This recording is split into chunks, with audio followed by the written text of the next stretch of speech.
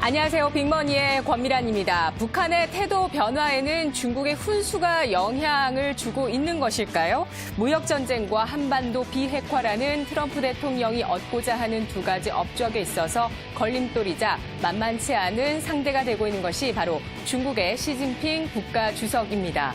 어제 새벽 한미 정상회담 결과 지켜보시려고 밤잠 못 주무신 분도 계실 것 같은데요. 저도 어제 새벽 일어나서 잠시 TV를 켜면서 어떤 이야기가 나왔는지 잠깐 살펴보기도 했습니다. 자, 이 자리에서 트럼프 대통령은 시 주석에 대한 불편한 속내를 다소 드러냈는데요. 그는 최근 북한의 태도 변화는 중국과의 두 번째 만남 이후가 영향을 미치고 있다라고 보고 있습니다. 트럼프 대통령은 김정은 위원장이 두 번째 시진핑 국가주석과의 회담 이후에 태도가 변했다고 느껴진다라면서 그에 대해 별로 좋은 느낌이 아니라며 유감을 표했는데요. 어제 이 트럼프 대통령이 남겼던 이야기 가운데 두 마디 말을 꼽아보도록 하겠습니다. 시 주석은 세계적인 수준의 포커 플레이어다라고 이야기를 하면서 덧붙여 나 역시 그렇다. 나도 그가 하는 것을 똑같이 지금 내가 하고 있는지도 모르겠다라는 이야기를 했습니다. 또 지난주 미국과 중국 간에 합의했었던 무역 협상에 대해서 불만족을 표하면서 추가 협상이 필요하다라는 입장을 남겼는데요. 연간 5천억 원의 적자를 내고 있는 미국이 여기서 더 잃을 것이 없다라고 이야기하면서 협상에서 잃을 게 없다면 이기기가 쉽다라는 이야기를 했습니다. 이 이야기들의 행간에는 어떤 의미가 담겨져 있을까요? 미국이 얻고자 하는 것을 쉽게 내어주지 않는 만만치 않은 상대가 바로 중국이라는 점을 알 수가 있고요. 또 미중 무역전쟁 가운데 딜에서 우위를 점하고 있는 것은 현재 미국이다라는 부분을 우리가 알 수 있는 겁니다. 사실 미국의 전체 무역 적자 가운데 절반이 중국, 대중 무역 적자가 차지하고 있다라는 부분은 우리가 모두 알고 있는 사실인데요. 자, 중국 쪽을 향해서 이 무역 분쟁을 하는 것이 사실 트럼프의 방식이 막무가내식처럼 보이긴 해도 실질적인 또 팩트 한 가지는 현재 대중 무역, 그러니까 미중 무역 사이에서 크게 손해를 보고 있는 것은 미국 기업이다라는 부분입니다. 불리한 대우를 받는 것이 바로 미국 기업이라는 것이 팩트가 아닐까 싶은데요. 이것은 무역 전쟁이 만일 현실화되었을 때 미국 쪽에서는 더 잃을 게 없지만 중국 쪽에서 더 타격을 크게 입는다라는 것을 알 수 있는 대목입니다. 이것이 미중 무역전쟁 협상에서 미국이 더 유리한 위치를 점할 수밖에 없다라는 대목이 될 텐데요. 미국이 과도한 요구만 하지 않는다면 따라서 미중 무역전쟁은 일어나지 않을 것이다라는 부분도 우리가 예상할 수 있는 대목입니다.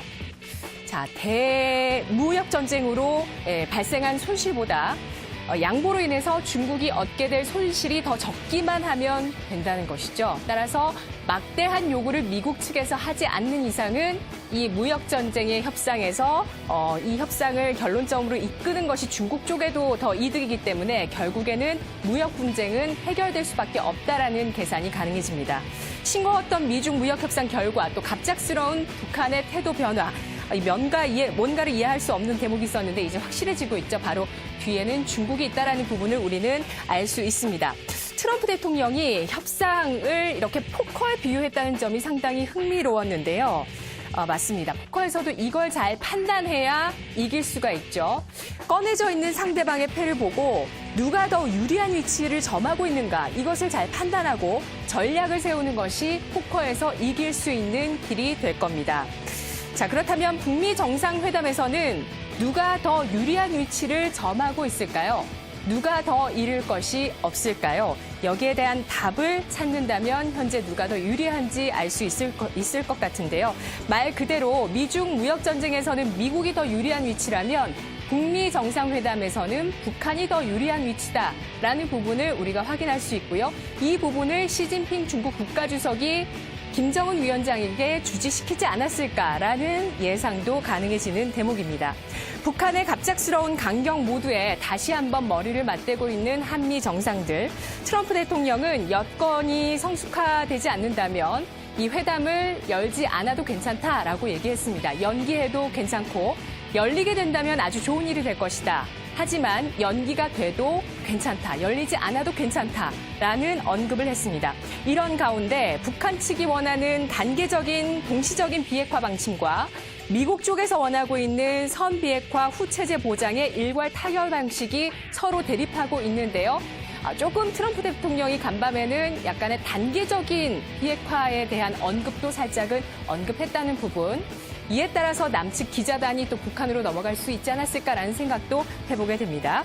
자, 어쨌든 G2와 북한이 현재 서로가 만족할 수 있는 거래를 하기 위해서 탐색전을 하고 있다라는 사실을 우리는 인지하면 될 것 같습니다.